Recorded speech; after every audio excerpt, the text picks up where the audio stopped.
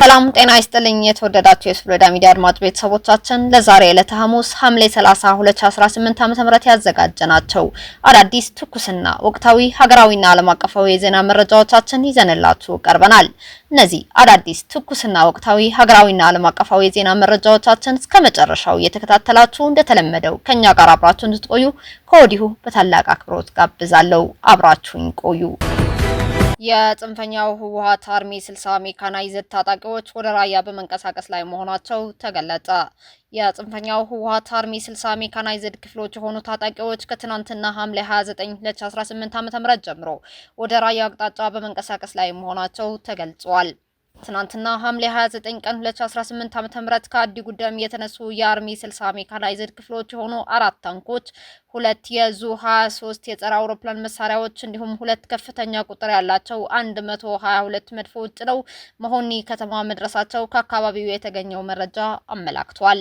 በመሆኒ ሁለተኛ ደረጃ ትምህርት ቤት፣ ሀየሎም ማርያ ትምህርት ቤትና ደጎል ትምህርት ቤት የህወሓት ታጣቂ አባላት ከሐምሌ 28 2018 ዓ.ም ጀምሮ በግዳጅ ያፈሷቸው ወጣቶች በትምህርት ቤቶቹ እያሰፈሩ ይገኛሉ የተባሉ ሲሆን መሳሪያ የጫኑ ተሽከርካሪዎችም ወደ መሆኒ ሁለተኛ ደረጃ ትምህርት ቤት ገብተዋልም ተብሏል። በወራባዬ ቀበሌ ሁጅራ መንደር ውዳሴ ጎጥ ላይ አዲ አሊ አባጋር የተባለ ግለሰብ 2 መድፎች ይዞ ወደ አላማጣ አቅጣጫ ትናንትና ማምሻውን ማምራቱም ታውቋል።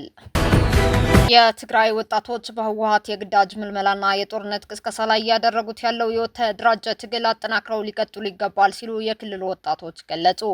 ትግራይ ክልል በጽንፈኛው ህወሓት ምክንያት ከገባችበት ሁለንተናዊ ቀውስ ለመውጣት የክልሉ ወጣቶች ተደራጅተው ህወሓት እየፈጸመው ባለው የግዳጅ ምልመላ ወይም አፈሳና የጦርነት ቅስቀሳ ላይ ያደረጉት ያለው ተቃውሞና ትግል አጠናክረው መቀጠል እንዳለባቸው ከቡድኑ የግዳጅ አዋጅ ያመለጡ የትግራይ ተወላጅ ወጣቶች ገልጸዋል።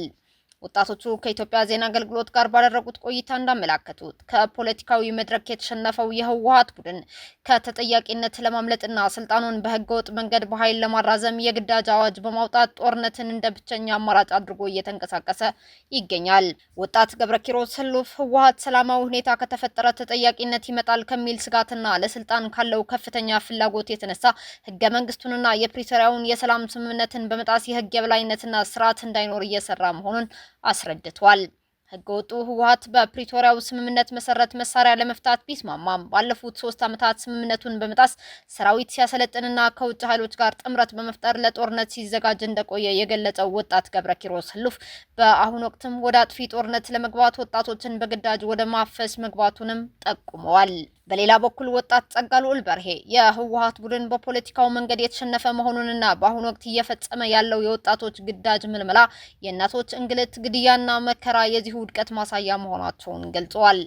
ጽንፈኛው ቡድን እኛ በስልጣን ካልኖርም ትግራይም ሆነች ኢትዮጵያ ትፍረስ በሚል አጥፊ አስተሳሰብ እየተመራ እንደሚገኝም አክሎ ጸጋልዑል በርሄ ገልጸዋል። የህወሓት መሪዎች የትግራዋይነትም ሆነ የኢትዮጵያዊነት ስነ ልቦና የሌላቸው አስተሳሰባቸውና ተግባራቸውም ጸረ ትግራዋይነትና ጸረ ኢትዮጵያዊነት መሆኑን የተናገረው ደግሞ ወጣት ገብረ ዮሐንስ ገብሩ ነው። በአሁኑ ወቅት ህወሓት በትግራይ ህዝብ ዘንድ የተናቀና የተገፋ ቡድን መሆኑን የጠቀሰው ወጣት ገብረ ዮሐንስ ገብሩ የትግራይ ህዝብ በቡድኑ እየደረሰበት ካለው በደልና መከራ ለመገላገል ለፌዴራል መንግስትና ለዓለም አቀፍ ማህበረሰብ ጥሪ በማቅረብ ላይ እንደሚገኝም አስረድቷል። ስለሆነም ወጣቶቹ እንዳሉት ትግራይ ከገባችበት ሁለንተናዊ ቀውስ እንድትወጣ ወጣቱ ተደራጅቶ በግዳጅ ምልመላውና አፈሳው እንዲሁም በጦርነት ቅስቀሳ ላይ እያደረገ ያለው ተቃውሞና ትግል አጠናክሮ መቀጠል ይኖርበታል ብለዋል።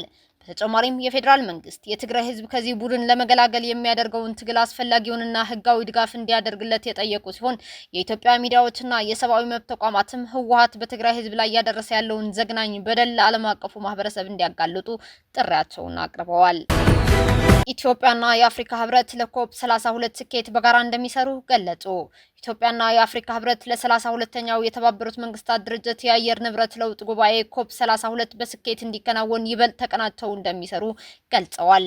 የኢፌድሪ የውጭ ጉዳይ ሚኒስትርና የኮፕ 32 ፕሬዝዳንት ዶክተር ጌዲዮን ጢሞቴዎስ ከአፍሪካ ህብረት ኮሚሽን ሊቀመንበር መሐሙድ አሊ ዩሱፍ ጋር ውይይት አድርገዋል። በውይይታቸውም በቀጠናው ሰላምና ጸጥታ እንዲሁም እንደ አውሮፓውያን አቆጣጠር በ2027 ኢትዮጵያ በምታዘጋጀው ዓለም አቀፍ የአየር ንብረት ጉባኤ ዝግጅት ላይ መክረዋል። ሁለቱ ወገኖች ይህንን ታላቅ መድረክ በላቀ ደረጃ ለማካሄድ በአስተናጋጇ ሀገራችን ኢትዮጵያና በህብረቱ መካከል ያለው ቅንጅታዊ አሰራር ይበልጥ መጠናከር እንደሚገባው መግለጻቸው ከህብረቱ የተገኘው መረጃ ያመለክታል። ፕሬዝዳንት ቦላ ቲኑቡ ለናይጄሪያ የጦር ኃይሎች አባላት ከፍተኛ የደሞዝ ጭማሪ ያጸደቁ። የናይጄሪያው ፕሬዝዳንት ቦላ ቲኑቡ ለሀገሪቱ የጦር ኃይሎች አባላት አዲስ የደሞዝ ጭማሪ ማጽደቃቸው ተገልጿል። በተደረገው በዚህ ጭማሪ ከ250 ሺህ በላይ የሰራዊቱ አባላት ተጠቃሚ ይሆናሉ ተብሎም ይጠበቃል።